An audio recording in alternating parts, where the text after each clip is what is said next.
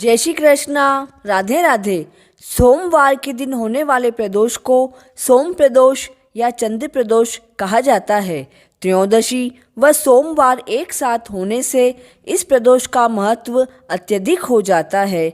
सोम प्रदोष व्रत करने से मनुष्य की सभी मनोकामनाएं पूर्ण होती है। स्कंद पुराण के अनुसार सूत जी कहते हैं, विदर्भ देश में सत्यरथ नाम का राजा राज्य करता था। उनके राज्य में प्रजा सुखी व संपन्न थी। एक बार साल्व देश के राजाओं ने विदर्भ देश पर आक्रमण कर दिया। उनके बीच घमासान युद्ध हुआ। युद्ध करते करते विदर्भ देश के राजा उनके हाथ से मारे गए। विदर्भ राजा की गर्भवती स्त्री रात्रि के समय राजभवन छोड़कर जंगल में चली गई। सवेरा होने पर उस रानी ने तालाब के किनारे एक पेड़ के नीचे पुत्र को जन्म दिया। तत्पश्चात वह पानी पीने की इच्छा से तालाब में पानी पीने गई। उसी समय एक मगरमच्छ ने उसे पकड़ लिया और मार दिया। वह बच्चा पैदा होते ही अनाथ हो गया। जब वह बालक पेड़ के नीचे रो रहा था, उसी समय भगवान भोलेनाथ की कृपा से वहाँ पर एक उमा नामक ब्राह्मणी आई। उसने अपने 1 वर्ष के बालक शुचिव्रत को गोद में ले रखा था। वह ब्राह्मणी बहुत निर्धन व विधवा थी। वह भिक्षावृत्ति से अपना जीवन यापन करती थी। उस बालक का रुदन देखकर वह सोचने लगी कि यह नवजात बालक किसका है, जिसकी अभी तक नाल भी नहीं कटी है, यहाँ कैसे आया है। उसी समय एक ऋषिवर आए। वे ऐसे लग रहे थे जैसे प्रभु शिव का ही स्वरूप हो। उन ऋषिवर ने उस स्त्री से कहा, हे देवी, तुम इस बालक की रक्षा करो, इससे तुम्हारा कल्याण होगा। यह कहकर ऋषिवर अंतर्ध्यान हो गए। उनके जाने के बाद ब्राह्मणी बालक को लेकर अपने घर गई। वह ब्राह्मणी एक चक्रा नामक नगर में निवास करती थी।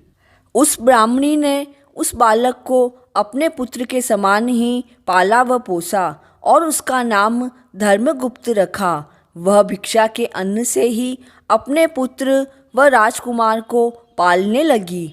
एक दिन वह ब्राह्मणी उन दोनों बालकों को साथ लेकर भिक्षा मांगती हुई देव मंदिर गई। उस समय वहाँ शांडिल्य मुनि पधारे हुए थे। शांडिल्य मुनि को देखकर ब्राह्मणी ने उनको प्रणाम करके पूछा, हे ऋषिवर, मैं एक सन्यासी के कहने पर इस बालक को अपने घर लेकर आई थी, किंतु अभी तक मुझे इसके कुल का पता नहीं चला। आप अपने ज्ञान चक्षुओं से देखकर यह बताएं कि यह बालक किस कुल का है व इसके माता पिता कौन हैं। तब ऋषिवर बोले, यह विदर्भ देश के राजा का पुत्र है। वह इसके पिता युद्ध में वीर गति को प्राप्त हो गए थे तथा इसकी माता को मगरमच्छ ने मार दिया था। यह सब वृत्तांत उसे बता दिया।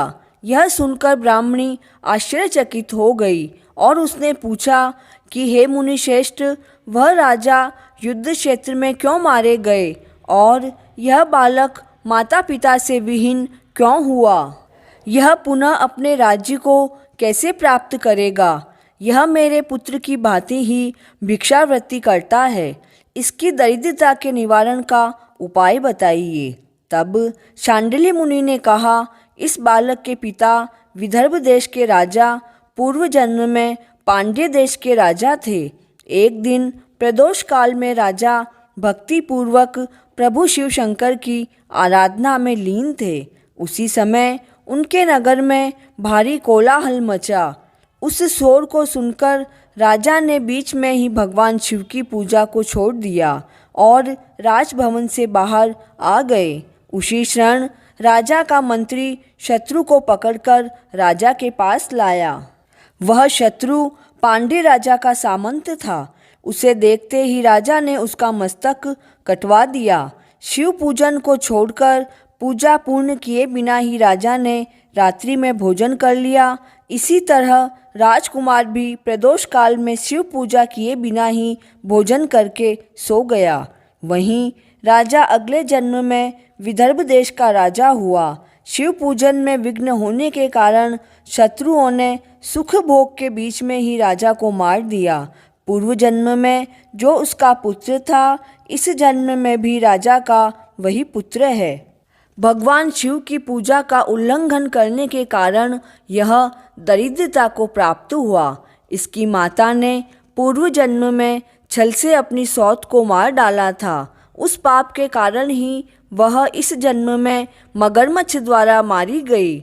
हे ब्राह्मणी, तुम्हारा पुत्र पूर्व जन्म में भी ब्राह्मण था। इसने अपना पूरा जीवन केवल दान लेने में ही व्यतीत किया, यज्ञ अनुष्ठान आदि सत्कार्य नहीं किए, इसीलिए यह दरिद्रता को प्राप्त हुआ।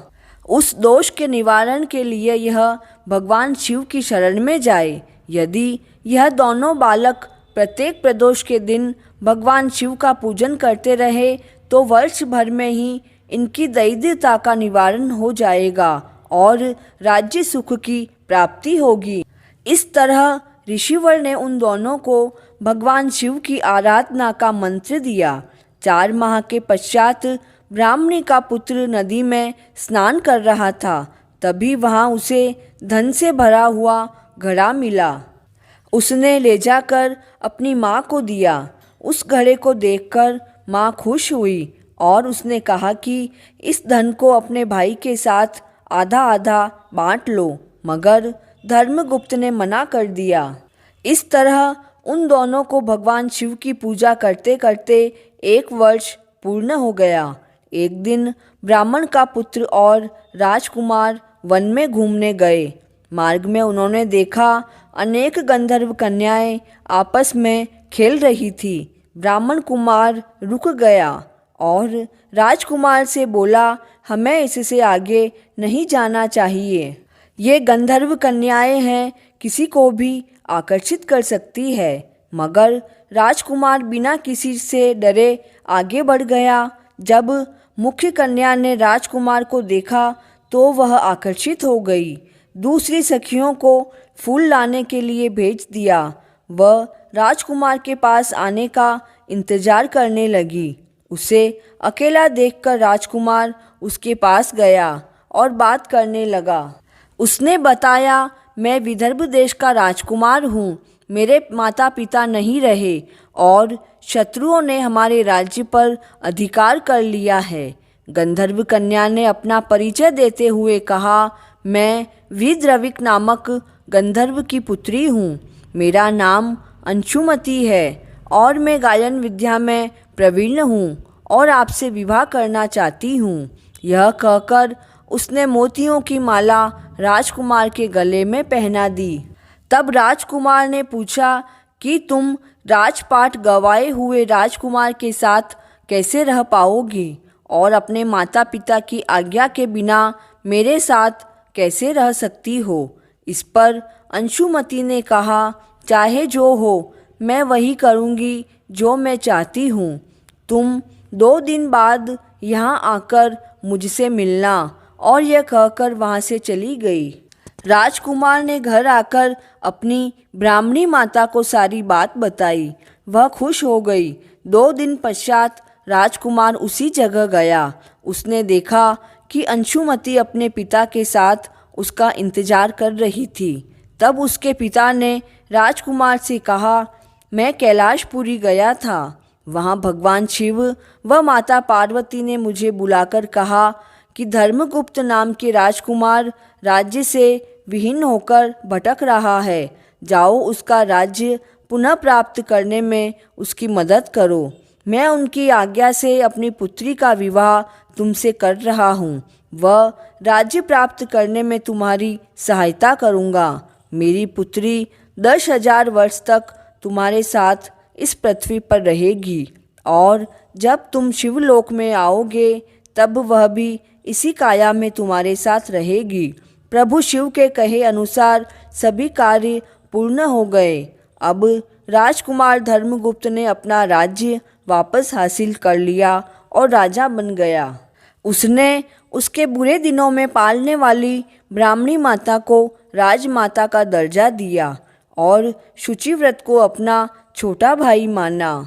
इस तरह नियमित रूप से प्रदोष व्रत करने से ब्राह्मणी, उसके पुत्र शुचिवत तथा राजकुमार धर्मगुप्त को धन्य धान्य तथा सुख समृद्धि की प्राप्ति हुई।